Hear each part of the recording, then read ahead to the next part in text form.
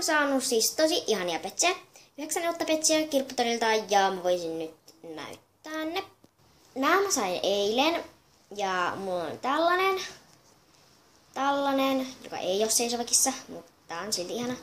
Ja sit tällainen, jolla on kaikilla näillä on reikä ja kaikilla myös LPS. Sitten tää ikapussi.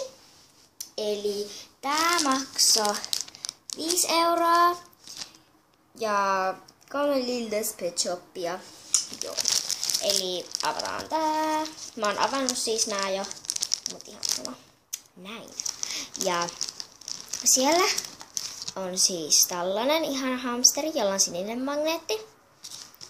Sitten tällainen ihana hai, jolla on reikä. Mulla ei ole vielä yhtään tällaista haita. Tai mulla ei ole yhtään mitään kalaakaan. Ja sitten mun tää eka rapuki. Tää on tosi ihanaa ja täällä on reikä. Ja sitten nämä tavarat mitä tuli on tämmönen lippalakki. Mutta tää ei varmaan ole ees petseille. Tai kertokaa kommenteissa onks tää, koska mä en tiedä. Mut joo, tämmönen vinkki. Sitten tuli tämmönen sankko ja tämmönen apina. Eli siis tällainen. Ja tällainen pieni sankko. Joo, laitetaan ne tonne reunaan. Noin. Eli seuraava pussi. Ja tää on myös maksanut 5 € ja 3 Lildes-petsoppia. Yllätys, yllätys. Mitä sieltä tulee? Eli tällainen ihana koira. Täällä on sinne magneetti, joo. Ja tää on tosi ihana. Mulla on nyt 2 tammimuotoista koiraa. Ja tää on niin ihana.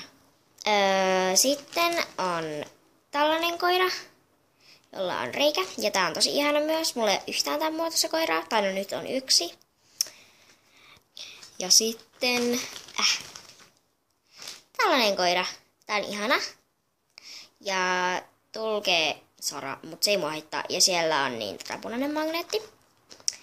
Ja tällä on hassuväriset silmät, mutta täällä on jotain likaa ja se ei haittaa yhtään. Ja sitten tavarat. Ja tavarat on siis nämä. Ja tässä oli toinen hattu. Tämmöiset aurinkolasit. Ja sitten toinen frisbee kautta lautanen.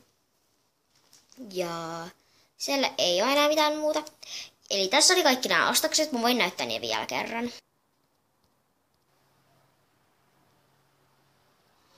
Ja muistakaa kirjoittaa kommenteissa siis, onko tää petseille vai ei. Mua ei haittaa, vaikka se ei ole petseille, mutta silti mä voin käyttää sitä.